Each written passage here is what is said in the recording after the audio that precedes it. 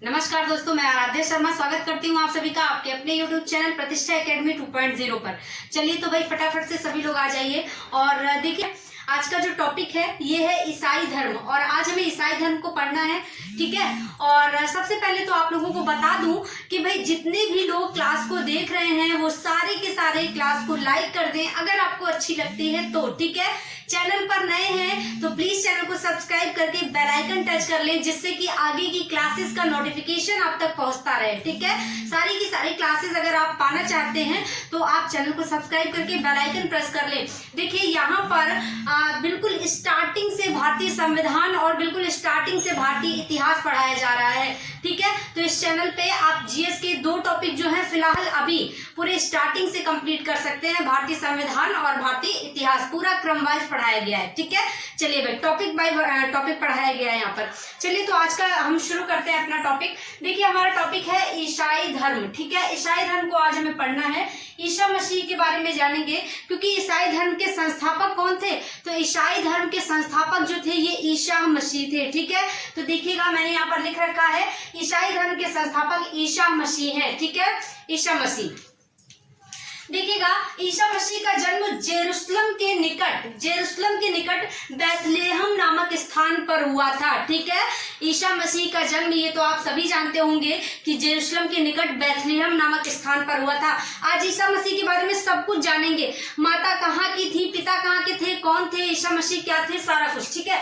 स्थान पर और कब हुआ था तो ये 4 BC में, मतलब 4 ईसा पूर्व में हुआ था, ठीक है। 4 ईसा पूर्व में, याद रखिएगा, ये बहुत कम लोग जानते हैं कि कब हुआ था, ठीक है। 4 ईसा पूर्व में हुआ था। 25 दिसंबर वाले दिन, कब हुआ था, 25 दिसंबर के दिन हुआ था, जिसे क्रिसमस के रूप में मनाया जाता है। देखिए आज आप देखते हैं कि क्रिसमस डे मनाया जाता है ना, कब मनाया जाता है क्रिसमस डे, 25 दिसंबर को मनाया जाता है, ठीक है।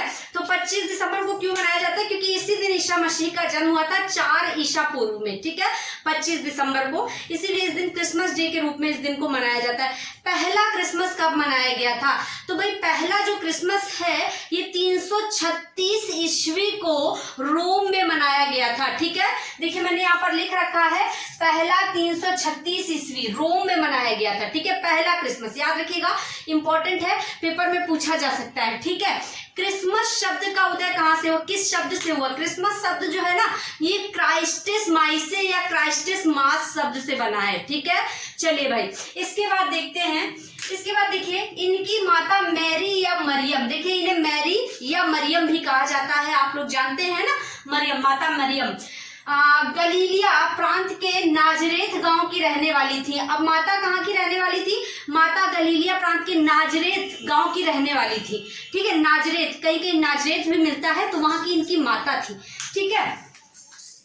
विवाह से पहले ही वह कुंवारी रहते हुए ईश्वरीय प्रभाव से गर्भवती हो गई थी। देखिए विवाह नहीं हुआ था लेकिन ईश्वरीय प्रभाव से ये गर्भवती हो गई थी। देखिए इनकी माता जो मैरी थी, इनके माता पिता ने, मैरी के माता पिता ने इन्हें एक मंदिर में ईश्वर सेवा के लिए छोड़ दिया था, है ना, मंदिर को समर्पित कर दिया था, और वहीं पर ये विवाह के पूर्व ही, विवाह से पहले ही ईश्वरीय प्रभाव से गर्भवती हो गई, ठीक है। अब देखिए इनके जो पिता थे, ईसा मसीह के पिता यूसुफ जोसेफ बढ़ई थे, ठीक है, ये पेशे से बढ़ई थे, और यूसुफ जोसेफ को ईश्वर का संकेत मिला, ईश्वर का संकेत मिलते ही इन्होंने मैरी से विवाह कर लिया, ठीक है। ईश्वर का संकेत मिला और इन्होंने मैरी से विवाह कर लिया। ये मैंने यहाँ पर ऐड नहीं किया है, केवल इनके पिता का नाम ऐड किया है, आपको समझाने के लिए बता दिया है, ठीक है। कुछ चीजें ऐड नहीं करी है जो कि आप समझ लीजिए, मैं बताती जा रही हूँ, ठीक है। चलिए विवाह के बाद यूसुफ गलीलिया छोड़कर यहूदी प्रांत के बैथलेहम में जाकर रहने लगे, ठीक है। अब ये कहाँ रहने लगे, विवाह के बाद ये बैथलेहम में जाकर रहने लगे, मतलब कि इन्होंने नाजरेत छोड़ दिया, जहाँ पे इनकी माता रहती थी ना, देखिए ये गलीलिया प्रांत नाजरेत, इसको इन्होंने छोड़ दिया और ये बैथलेहम में जाकर रहने लगे, ठीक है। इसके बाद वहां ईसा का जन्म हुआ, ईसा का जन्म वहीं पर हुआ बैथलेहम में, देखिए ऊपर लिखा हुआ है कि बैथलेहम नामक स्थान पर इनका जन्म हुआ, वहां ईसा का जन्म हुआ। शिशु को राजा हेरोद, देखिए यहाँ हेरोद लिखा हुआ है और कहीं कहीं इनका नाम मिलता है, जो राजा था इसका नाम मिलता है हेरात, ठीक है, राजा हेरात या हेरोद, जो भी हो आप कंफ्यूज मत होइएगा, दो तरह से हेरात या हेरोद, ठीक है। तो देखिए शिशु को राजा हेरोद से के अत्याचारों से बचाने के लिए यूसुफ मिस्र चले गए, ठीक है। इनके पिता जो थे राजा हेरात जो था ना, उसे पता लग गया था कि भाई ईसा मसीह का जन्म होने वाला है, मतलब कि ये एक ईश्वरीय शक्ति थे, ईसा मसीह जो थे ना ईश्वरीय शक्ति थे। पहले जब इनके जन्म से पूर्व ही एक संत ने भविष्यवाणी कर दी थी, एक संत था उसने भविष्यवाणी कर दी थी। हुआ क्या था कि रोम में यहूदियों को बंदी बनाया गया था और वो यहूदी मुक्त होना चाहते थे, मुक्ति पाना चाहते थे। एक संत था वहां पर, उसने भविष्यवाणी की कि भाई एक ईश्वर का ऐसा दूत आने वाला है जो इन यहूदियों को मुक्ति दिलाएगा, ठीक है। तो वहां के जो राजा थे हेरोद, ये इस चीज से बहुत ज्यादा खफा थे और ये जो है इस चीज पर नजर रखे हुए थे कि यीशु जो है ईसा मसीह, इनको ये मारना चाहते थे, ठीक है। तो हेरोद के अत्याचारों से बचने के लिए ईसा मसीह के जो पिता थे यूसुफ जोसेफ, ये मिस्र चले गए, ठीक है, मिस्र चले गए। हेरोद रोमन शासक था, देखिए मैंने यहाँ पर लिखा है रोमन शासक था, जो 4 ईसा पूर्व में मर गया, ठीक है। हेरोद जो है 4 ईसा पूर्व में गुजर गया और उसी समय जन्म होता है किसका, ईसा मसीह का, ठीक है। देखिए मैंने कहा 4 ईसा पूर्व में इनका जन्म हुआ, ठीक है। उसके मरने के बाद यूसुफ लौटकर नाजरेत गांव में बसे। जब हेरोद मर गया ना, हेरोद या हेरोद जब ये मर गया ना, तो फिर यूसुफ जो इनके पिता थे वो लौटकर फिर से नाजरेत में ही बस गया करके, ठीक है। चलिए भाई, नाजरेत जो बैतलहम के निकट ही पड़ता था, ठीक है। चलिए इसके बाद देखिए ईसा मसीह ने अपने जीवन के 30 वर्ष बैतलहम के निकट नाजरेत में बिताए। देखिए मैंने कहा ना कि बैतलहम के निकट ही नाजरेत पड़ता था। अब जब इनके पिता नाजरेत लौट आए तो वहां पर ईसा मसीह ने अपने जीवन के 30 वर्ष बिताए, ठीक है। और किसके, बढ़ई के रूप में बिताए। ये एक बढ़ई, अपने पिता का ही पेशा इन्होंने अपना लिया, बढ़ई, और बढ़ई के रूप में 30 वर्ष इन्होंने बिताए। देखिए जब ईसा मसीह 12 साल के हो गए थे ना, समझिएगा, जब ये 12 साल के हो गए थे तो ये मंदिरों में बैठने लगे थे, वहां के लोगों के उपदेश सुनते थे, उन्हें अपनी चीजें बताते थे और इनके द्वारा कही हुई चीजें सुनकर ही लोग आश्चर्यचकित रह जाते थे 12 साल की उम्र से ही, ठीक है। इसके बाद जो है 13 साल के बाद इन्होंने 30 साल जो है बढ़ई के रूप में बिताए, उस बीच का कोई भी वर्णन नहीं मिलता है, ठीक है, बढ़ई के रूप में बिताए। इसके बाद 30 वर्ष की आयु में इन्होंने यूहन्ना जॉन से, यूहन्ना पानी में डूबने की एक इन्होंने दीक्षा ली यूहन्ना जॉन से, ये याद रखिएगा यूहन्ना जॉन, ठीक है। इस चीज को आप एकदम अंडरलाइन कर लीजिए, यूहन्ना जॉन से पानी में डुबकी की दीक्षा ली, पानी में डुबकी लगाने की दीक्षा इन्होंने किससे ली, यूहन्ना जॉन से, ठीक है। देखिएगा इसके बाद जब इन्होंने पानी में डुबकी लगाने की दीक्षा ली तो 40 दिनों तक ये पानी के अंदर रहे, ठीक है, ऐसा उपवास इन्होंने किया। देखिए यहाँ लिखा है 40 दिन पानी में रहने के बाद ईसा पर पवित्र आत्मा आई, ठीक है। जब ये 40 दिन पानी में रहे, इसके बाद इन्हें पवित्र आत्मा, मतलब एक तरीके से नहीं कहते कि ज्ञान की प्राप्ति, जैसे आप देखते हैं कि गौतम बुद्ध को ज्ञान की प्राप्ति हुई, महावीर स्वामी को ज्ञान की प्राप्ति हुई, या जैसे इस्लाम धर्म में आप हजरत मोहम्मद साहब को देखते हैं ज्ञान की प्राप्ति हुई, है ना। हर धर्म में जो संस्थापक हैं इन्हें कहीं ना कहीं से ज्ञान की प्राप्ति होती है ना।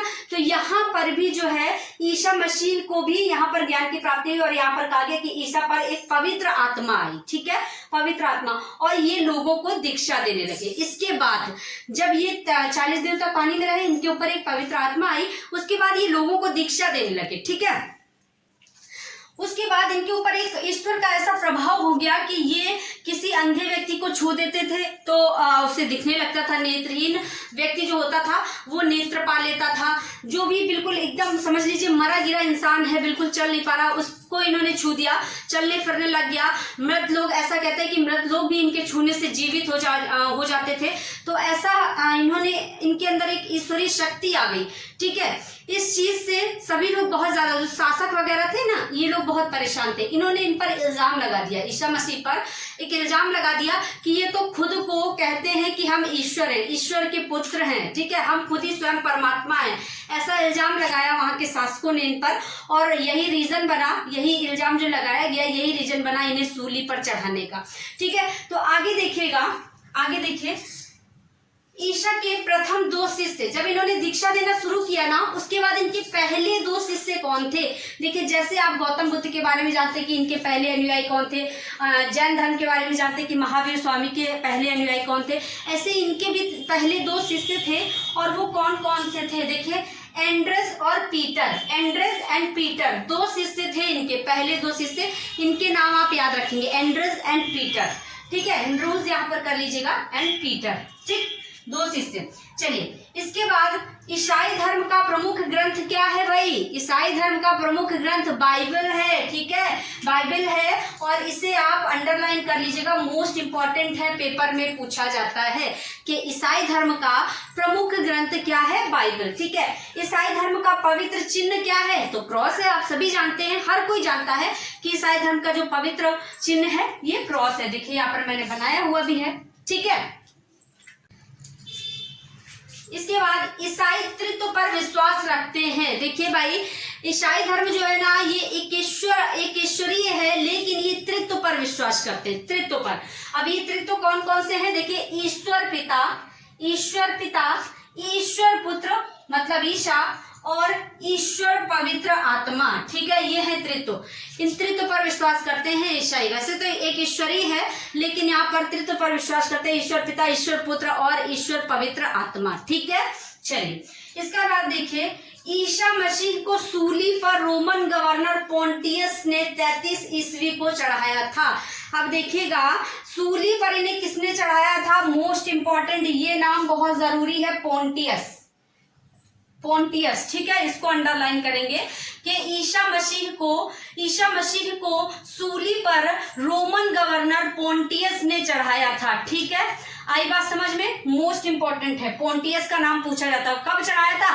33 ईस्वी में। कब? 33 ईस्वी में, ठीक है। तो इस तरह से जो है इन पर इल्जाम लगाकर, ईश्वर कहते हैं, स्वयं को परमात्मा कहते हैं, ईश्वर पुत्र कहते हैं, इस तरह से इन पर इल्जाम लगा करके इन्हें सूली पर चढ़ा दिया गया, ठीक है। एक चीज याद रखिएगा कि इस्लाम में ईसा मसीह को ईशा कहा गया है। इस्लाम में, इस्लाम धर्म जो है ना, यहाँ पर भी ईसा मसीह को बहुत ज्यादा एक बहुत पवित्र आत्मा के रूप में माना गया है, और वहां पर इन्हें ईशा कहा गया है, ठीक है। इसको भी आप याद रखेंगे। चलिए, तो भाई आज का ये जो टॉपिक है ये यहीं पर कंप्लीट होता है। मेरे ख्याल से आप चाहें तो स्क्रीनशॉट ले लीजिए। मेरे ख्याल से आपको ये सारा का सारा जो मैटर है ये अच्छे से समझ में आया होगा। तो फ्रेंड्स, अगर आपको ये अच्छे से समझ में आया है, क्लास अच्छी लगी है, तो प्लीज सभी लोग क्लास को लाइक कर दीजिए, फटाफट से शेयर कर दीजिए अपने दोस्तों में। एंड अगर आप चैनल पर पहली बार आए हैं तो फिर से कह दूं कि चैनल को सब्सक्राइब कर लीजिए, बेल आइकन टच कर दीजिए, जिससे कि सारी की सारी क्लासेस का नोटिफिकेशन आप तक पहुंचता रहे, ठीक है। चलते हैं, कल फिर मिलेंगे अगली क्लास में। तब तक के लिए सभी को टाटा, बाय बाय, नमस्कार।